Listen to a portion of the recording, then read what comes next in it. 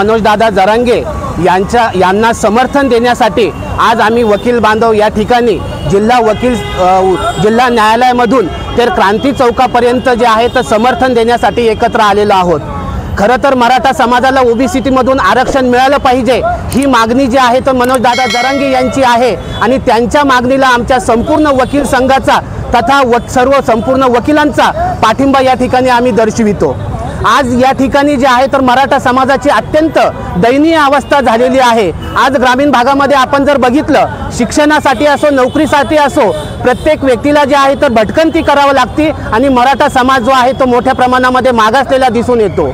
आमचे प्रतिनिधित्व करणारे जे आमचे पुढारी आहे जे मराठा समाजाचे इतक्या वर्षाने काम करतात परंतु त्यांनी आजपर्यंत कधीही मराठा समाजाचा आवाज उठवला नाही। म्हणून अशा मराठा समाजाच्या व्यक्तींच्या विरुद्ध सुद्धा आम्ही या ठिकाणी जे आहे तर त्यांचा निषेध नोंदवत आहोत। आमच्या छत्रपती संभाजीनगर मधील आमदार जे आहे या ठिकाणी त्यांनी काल एक सुसाईड नोट म्हणून अशा पद्धतीचं जे आहे मान्य सुसाईड बॉम्ब म्हणून मान्य जरांगे दादा यांचा असा उल्लेख केलेला आहे। म्हणून त्या आमदाराचा सुद्धा आम्ही या ठिकाणी जिल्हा वकील संघातर्फे जे आहे तर निषेध नोंदवितो आणि मराठा समाजाला ओबीसी मधूनच आरक्षण मिळालं पाहिजे या मागणीवरती आम्ही ठाम आहोत आणि मान्य मनोजदादा जरांगे यांना आमचा संपूर्णपणे पाठिंबा आहे। म्हणून या ठिकाणी जे आहे तर संपूर्ण वकील संघ एकत्रितरित्या या ठिकाणी समर्थन देण्यासाठी आलेले आहेत। माझं नाव ॲडव्होकेट सुनील पडूळ, जिल्हा वकील संघाचे माजी उपाध्यक्ष। मनोजदादा जरांगे पाटील यांचं मागील 3 दिवसापासूनचं जे मुंबई येथील आंदोलन आहे त्याच्या समर्थनार्थ आम्ही जिल्हा वकील संघ पूर्ण वकील संघ कुठल्या एका समाजापुरता मर्यादित नाही, या पूर्ण वकिला मंडळीमध्ये सर्व प्रकारचे जाती धर्मातले लोक आहेत, मुस्लिम बांधव आहेत, बौद्ध बांधव आहेत, सर्व जाती धर्मातले वकील ज्यांना कायद्याचा अभ्यास आहे असे सर्व कायद्याचा अभ्यास असणारे ही वकील मंडळी मनोजदादा जरांगे पाटील यांच्या आरक्षणाच्या मागणीच्या पाठिंब्यासाठी इथे आले आहोत। महत्त्वाचा मुद्दा आहे की मराठ्यांना ओबीसी मधून किंवा इतर कुठले आरक्षण मिळायला पाहिजे का तर मिळू शकतं। कायदेशीर मागणी आहे का तर कायदेशीर मागणी आहे। आता बाहेर जे जातीमध्ये तेढ निर्माण करत आहेत ते अतिशय चुकीचं आहे।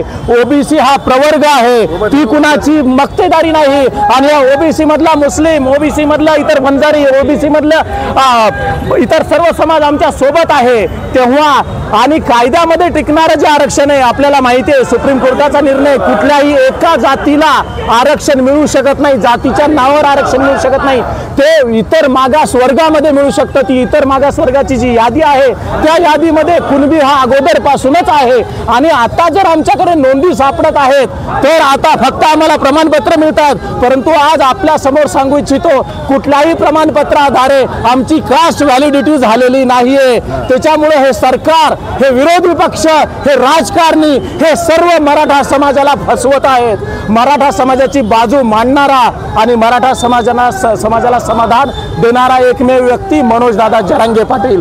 तेव्हा आमच्यासारख्या बुद्धिजीवी मंडळींना सुद्धा सर्व जाती धर्मातल्या मंडळींना सुद्धा असं वाटते की या व्यक्तीच्या मागे राहावं। मनोजदादांच्या लढ्यामागे आम्ही सर्व आहोत आणि डंके की चोट बार वेल्डिंगवाल्याला सांगतो की हे सगळं संविधानिक मागणं आहे। मराठ्यांचं ओबीसी मधून किंवा इतर आणि ज्या कुणाला थोडीफार काळजी असेल की ओबीसी प्रवर्गात कुठेतरी हे येतात तर साधा प्रश्न असा आहे ओबीसी प्रवर्गात आल्यानंतर जर तुम्ही एवढे तारणहार आहात आमच्या सर्व ओबीसी वर्गाचे तर ओबीसी वर्गाची आरक्षण मर्यादा वाढवा, 32 ते 50% करा। कायदा त्याला काही प्रतिबंध करत नाही, सुप्रीम कोर्टात सुद्धा ते टिकेल। आतापर्यंत दिलेलं तिन्ही आरक्षण हे सुप्रीम कोर्टात कदापि हे टिकणार नाही, हे आम्हालाही माहिती आहे, सर्वसाधारण व्यक्तीला माहिती आहे। अजून वर्ष 6 महिने जेव्हा हे प्रकरण थंड होईल तेव्हा हे सगळं आरक्षण रद्द होणार आहे। त्यामुळं आम्ही सर्वसामान्य जनतेची फसवणूक होऊ नये या उद्देशाने आपल्या समोर आलो। आणि याच नंतर एक महत्त्वाचा मुद्दा, काल इथले स्थानिक आमदार विधानसभेचे नाहीत विधान परिषदेचे आमदार आहेत, श्रीमान संजय केनेकर असं नाव आहे त्यांचं, यांनी करोडो मराठ्यांचे जे आधारस्तंभ आणि विश्वास आहे मनोजदादा जरांगे पाटील यांच्याविषयी अतिशय संतापजनक वक्तव्य केलंय। काय बोलले तुम्हाला सर्वांना माहिती आहे, मनोजदादा जरांगे हे सुसाईड बॉम्ब आहेत म्हणतायत। अरे मंत्री आमदार साहेब, सुसाईड बॉम्ब कुणाला म्हणतो आपण? आतंकवादी, नक्षलवादी। मनोजदादा जरांगे पाटील समाज सुधारक आहेत, गोरगरिबांचा लढा लढतोय, लाखो करोडो गरजवंत मराठ्यांचे ते आदर्श आहेत। अशा व्यक्तीला तुम्ही सुसाईड बॉम्ब म्हणतात, काय सांगू इच्छिता यातून? तर त्यामुळे आम्ही सर्व वकील मंडळी संजय केनेकर यांचे सुसाईड बॉम्ब या बाबतीतल्या विधानाचा आम्ही जाहीर निषेध करतोय। त्यांनी राजकारण करावं, कुठल्याही राजकीय व्यक्तीबद्दल बोलावं, पण करोडोंचा आत्मसन्मान असणाऱ्या मनोजदादा जरांगे पाटलांवर त्यांनी काही बोलू नये। आणि यापुढे जर त्यांचं काही स्टेटमेंट आलं तर त्यांच्या विरुद्ध योग्य ती कायदेशीर कारवाई हा वकील संघ आणि सर्व वकील मंडळी सर्व जाती धर्मातील अवश्य करतील, याची नोंद त्यांनी देखील घ्यावी। माझं नाव ॲडव्होकेट बाळासाहेब मगर, छत्रपती संभाजीनगर उच्च न्यायालय येथे वकिली करतो। कमिशनर, कलेक्टर आज जरांगे पाटील यांनी मुंबई मोर्चा जो मराठा आरक्षणासाठी काढलेला आहे, तेथे जे आमचे आंदोलक गेलेले आहेत त्यांना सरकार आणि फडणवीस हे त्रास देत आहेत। त्यांच्यापर्यंत पाण्याच्या सुविधा पुरवू देत नाही आहेत, त्यांना विजेची सुविधा पुरवू देत नाही आहेत, त्यांना स्वच्छतेच्या सुविधा देत नाही आहेत। जरी मराठा काही प्रमाणामध्ये मुंबईत गेलेला असला, आज रोजी आमचे 1 ते 2 कोटी बांधव मुंबईत गेलेले आहेत, पण संपूर्ण राज्यभरात आमचे 4 ते 5 कोटी बांधव अद्यापही फिरत आहेत। सरकारने हे लक्षात घेतलं पाहिजे। सरकारने जर मुंबईमध्ये आमच्या बांधवांना त्रास दिला तर राज्यभरातील मराठा समाज हा सरकारला त्रास दिल्याशिवाय राहणार नाही। तुम्ही जर मुंबईत आमच्या मराठ्यांना जर पाण्याचा घोट मिळू दिला नाही तर राज्यभरातील धरणाच्या पाईपलाईन असतील किंवा राज्यभरातला होणारा पाणी पुरवठा असेल तो मराठ्यांच्या शेतातून जातो। मराठा समाजाला जर वेळीच सरकारने न्याय दिला नाही आणि मराठ्यांचा छळ थांबवला नाही तर सरकारचा सुद्धा छळ करण्यास मराठे मागे पुढे बघणार नाहीत। मराठा समाजाचे संघर्ष योद्धे मनोजदादा जरांगे पाटील यांच्या आंदोलनाला पाठिंबा देण्यासाठी आम्ही सर्व जाती धर्मातील लोकांनी मोर्चा काढला होता। या मोर्चाला फक्त मराठा समाजातील लोक आहे असं कुठेही नाही। मी तुम्हाला प्रामुख्याने सांगू इच्छितो की ह्या देशामध्ये सर्वात प्रथम आरक्षणाची सुरुवात केली छत्रपती शाहू महाराजांनी।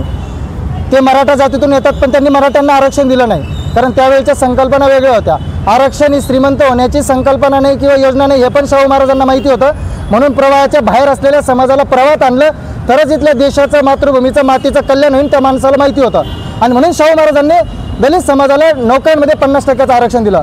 पुढे याच गोष्टीचं भान ठेवत डॉक्टर बाबासाहेब आंबेडकरांनी इथल्या मागासवर्ग समाजाला, जे प्रवाहाच्या बाहेर होते, हजारो वर्ष त्यांच्यावर अन्याय चालू होता, त्यांना घटनेमध्ये संरक्षण देऊन आरक्षण दिलं। आज ते आरक्षण चालू आहे। ओबीसी समाजाला 1990ला मंडल कमिशन आलं आणि मंडल कमिशनने आरक्षणाची तरतूद दिली। त्या अगोदर या देशामध्ये असलेल्या आरक्षणामध्ये एकूण लोकसंख्येच्या 100% आरक्षणाची तरतूद आहे। म्हणजे या राज्यामध्ये जर एखादा समाज 12% असेल तर त्याला 12% आरक्षण, कोणी 15% असेल तर 15% आरक्षण, आणि ते दिले 15/4 आणि 16/4 मध्ये दिले घटनेच्या। परंतु मंडल कमिशन या देशानं मान्य केला। मंडल कमिशन ओबीसी समाजासाठी आला। ओबीसी हा समाज नाही, तो एक प्रवर्ग आहे। आणि या मंडल कमिशननं जी जातीची यादी दिली, त्या जातीच्या यादीमध्ये मंडल कमिशननं सांगितलं की ह्या जाती सुद्धा मागासलेल्या सिद्ध झाल्यात आणि पूर्ण देशानं ज्या जाती त्यात ॲड नव्हत्या त्या जातींनी सुद्धा मंडल कमिशन मान्य केलं। पण मंडल कमिशनने काय तरतूद घातली की या अगोदर असलेलं 100% जातीला 100% मतदान असं होणार नाही, तर एकूण जातीच्या लोकसंख्येच्या टक्केवारीच्या 50% आरक्षण राहील। म्हणजे काय, जर एखादा समाज या राज्यामध्ये 32% आहे तर त्याला अर्धच आरक्षण म्हणजे 16% आरक्षण। आणि ह्या राज्यामध्ये ओबीसी प्रवर्गाला 16%च आरक्षण होतं, पण 1994ला ते आरक्षण अचानक 32% केलं गेलं। त्याला कुठला आयोग नेमला नाही। ओबीसी आरक्षणाच्या विरोधात आहात का? आम्ही ओबीसी प्रवर्गाच्या विरोधात नाही, आम्ही ओबीसी समाजाचं जे 16% आरक्षण आहे त्याच्या विरोधात नाही, पण बेकायदेशीररित्या ओबीसींना सुद्धा आणि मराठ्यांना सुद्धा अंधारात ठेवून शरदचंद्रजी पवार साहेबांनी जे वरचं 16% आरक्षण इतर प्रवर्गाचं ओबीसी देऊन टाकलं, कुठल्याही आयोग न नेमता आम्ही त्या 16% आरक्षणाच्या, त्या 16% आरक्षण सुद्धा आमचंच आहे असं बेकायदेशीररित्या म्हणणाऱ्या ओबीसीच्या विरोधात आहे। आम्ही ओबीसी समाजाच्या विरोधात नाही। ओबीसी मंडल आयोगाला आपण विरोध करताय का? मंडल आयोगाला विरोध असता तर त्यावेळेच्या समाजानं तो मान्य केला नसता। मंडल आयोग जितक्या मोठ्यापणाने मराठा समाजानं ॲक्सेप्ट केला, मराठा समाजाचं त्यात नाव आहे। आता मला सांगा, मंडल आयोगानं जी यादी दिली जातींची त्यामध्ये कुणबी समाजाची जातीचं नाव आहे। कुणबी म्हणजे काय हो? जो मातीत बी पेरतो म्हणजे तो कुणबी। तुकाराम महाराज म्हणले बरं झालं देवा कुणबीची केले, शिवाजी महाराजांना कुणबी संबोधलं। मला सांगा, मग कुणबी म्हणजे बी पेरणारा असेल तर त्या शेतकरी मराठा वर्ग कुणबीत येत नाही का? तुम्हाला कुठल्या नोंदी लागतात, कुठल्या हाती लागतात? आणि राहिला का मराठा ही जातच अस्तित्वात नाहीये? सुप्रीम कोर्ट म्हणतं मराठा ही जात अस्तित्वातच नाही, तर मग ह्या राज्यातल्या कोट्यवधी मराठ्यांच्या टिश्या चौकात जाण्याचा कार्यक्रम घ्या आणि आमच्या टिश्यावर लिहिलेलं मराठा हे नाव खोडून आम्हाला तिथं कुणबी लिहायची परवानगी द्या. मला सांगा सर, आज जर मराठा आरक्षण कायदेशीर असतं तर आमचा एक माणूस गाडीत बसून गेला असता आणि मुंबईने आरक्षण घेऊन आला असता. मराठा आरक्षण कायद्यात बसत नाही म्हणून तर झकमाऱ्या करता मी मुंबईत चाललो ना. मागणी बेकायदेशीर म्हणता येत नाही. कायद्यात न बसणारी प्रत्येक मागणी बेकायदेशीर नसते. काम सुप्रीम कोर्टाचं आहे. सुप्रीम कोर्टाचा निर्णय आहे, केंद्राच्या हातात आहे. तुम्ही राज्याकडे मागणी करता. आपण कायद्याचे तज्ञ आहात. एक गोष्ट लक्षात घ्या, जी फेक नॅरेटिव्ह आजपर्यंत पसरवले गेले की या देशामध्ये 16% जे आरक्षण फडणवीस सरकारने दिलं ते आरक्षण सुप्रीम कोर्टात रद्द झालं, म्हणजे याचा अर्थ असं नाही की राज्य सरकारला अधिकार नाही. अधिकार राज्य सरकारलाच आहे. राज्य सरकारने मागासवर्ग आयोगाची नेमणूक करावी. मग नेमणूक केली, रिपोर्ट त्यांच्याकडे पाठवला की आम्ही मागास आहे, सिद्ध झालो. पण सुप्रीम कोर्टाने इंदिरा साहनीचा हवाला देत सांगितलं, सुप्रीम कोर्ट असं म्हणत नाही की मराठे मागास नाही. सुप्रीम कोर्ट असं म्हणत नाही की मराठे खूप श्रीमंत आहेत. सुप्रीम कोर्ट स्पष्ट सांगतं की घटनेच्या आर्टिकल 141 नुसार सुप्रीम कोर्टाने एखादा निकाल दिला तर तो या देशावरती कायद्यासारखा लागू होतो, ॲज अ लॉ लागू होतो. त्याच्यामुळे आमची मागणी त्यावेळेस तिथे होती की इंदिरा साहनीचा फेरविचार करावा. विरोधात तामिळनाडू प्रत्येक वेळेस हाच दाखला दिला जातो, हे कितपत योग्य आहे? तामिळनाडूचं परिशिष्ट 9 मध्ये टाकण्यात गेलं, ज्याला विशेष संरक्षण आहे, जे बहुसंख्याक मराठी असल्यामुळे जाऊ शकत नाहीत. आणि मराठा समाज मागासलेला तुम्ही कोण दाखवणार? आज मी म्हटलं माझा बाप अल्पभूधारक आहे, तुम्ही शरद पवारकडे वोट करून म्हणता याचे 50 कारखाने. कसं सिद्ध करायचं जातीच्या भरोश्यावर मराठ्यांनी? म्हणजे या श्रीमंत मराठ्यांमुळे तुम्ही गोरगरीब मराठ्यांना फाशी घ्यायला लावणार आहेत का? मग अन्याय कोण करतोय? संविधानानं त्यावेळेची परिस्थिती वेगळी होती, आज परिस्थिती बदलली आहे. कोणता मराठा समाज आरक्षण मागतोय? नितेश राणे आरक्षण मागतोय. नितेश राणे आम्हाला विरोध करतोय, त्याला गरज नाही आरक्षणाची. आज चित्रा वाघला गरज नाही. राधाकृष्ण विखे पाटील, तुम्ही मुंबईला जाणार आहे का? आम्ही आज रात्री 9 वाजता मुंबईला जाणार आहोत आणि आमचं एकच म्हणणं आहे की हे मुसलमानाचे पोर आहेत. आज दलित समाजाचे पोर आमच्यासाठी का आलेत? त्यांनी आम्हाला बघितलं ना आमची परिस्थिती. अहो मला सांगा, 12 मार्कावाला मागून येतो आणि लागतो.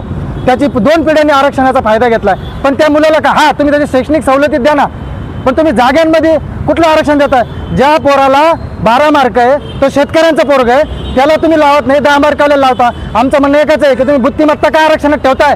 अहो जग कुठे गेलं? चंद्रावर गेलं ना. तुम्ही जातीच्या आधारावर आम्ही मराठी आहेत, तुम्ही आम्हाला आज काय हिनवताय? मला सांगा, कुठल्याही आंदोलनाला इतक्या खालच्या पातळीवर काय हिनवताय? आम्ही अधिकार मागतो ना. काय मागतोय आम्ही? औरंगाबादवरून लाखोच्या संख्येने लोक गेलेले आहेत. आज आम्ही त्यांना जेवणाची व्यवस्था घेऊन आम्ही आज जवळपास 70 ते 80 वकील मित्रमंडळी आज तिथं जाणार आहोत. आम्ही आरक्षणाच्या आंदोलनात सहभागी व्हायला चाललो नाही, आम्ही जाणारही नव्हतो. आमचं जायचं कारण असं आहे की तिथं त्यांची पाहण्याची व्यवस्था नाही. जिथं राहत आहे तिथं मच्छरांचं प्रमाण इतकं, लाईट बंद केलेत महानगरपालिकेनं. कोण हे षडयंत्र करतंय? तुम्ही आरक्षण द्यायचं नाही द्यायचं आम्ही सरकारच्या कोट्यातून घेऊ, कोणाच्या घरातून. सरकारला एवढाच विचारा आम्हाला की तुम्ही व्यक्ती द्वेष ठेवू नका, मराठा म्हणून द्वेष करू नका. या राज्यामध्ये, या गाव तांडा वाडी वस्तीमध्ये 2च धनगराची घरं गावात आहे, 2च अल्पसंख्याकाची घरं गावात आहे. 5-5 हजार वरड येतो लोकांचं आणि मराठ्याचे पोर आमची बहीण समजून पंक्तीत वाढायला फिरतो. एखादी धनगराची मुलगी नांदायला गेली तर मराठ्याच्या बाईच्या डोळ्यात पाणी येतं की आमची पोरगी लेक नांदायला चालली. आम्ही कधीच जातीवाद करत नाही. हा जातीवाद सरकारच्या यंत्रणेद्वारे पसरवला जातोय. अतिशय खालच्या पातळीवरती चाललेली आंदोलनाची मिश्किल टिप्पणी ही सरकारने त्वरित थांबावी. अन्यथा आम्ही जो इतर समाज महाराष्ट्रामध्ये मराठा समाज वाढ बघतोय याचा उद्रेक झाल्याशिवाय राहणार नाही. सरकार जबाबदार असेल. माझं नाव ॲडव्होकेट दत्ता हुड पाटील. मी हायकोर्ट आणि डिस्ट्रिक्ट कोर्टात वकिली करतो संभाजीनगरला. आणि आम्ही हे आज आमचं मोर्चाचं निमित्त एवढंच होतं की आमचं मनोज दादांच्या कुणबी प्रमाणपत्राच्या मागणीला पूर्ण समर्थन.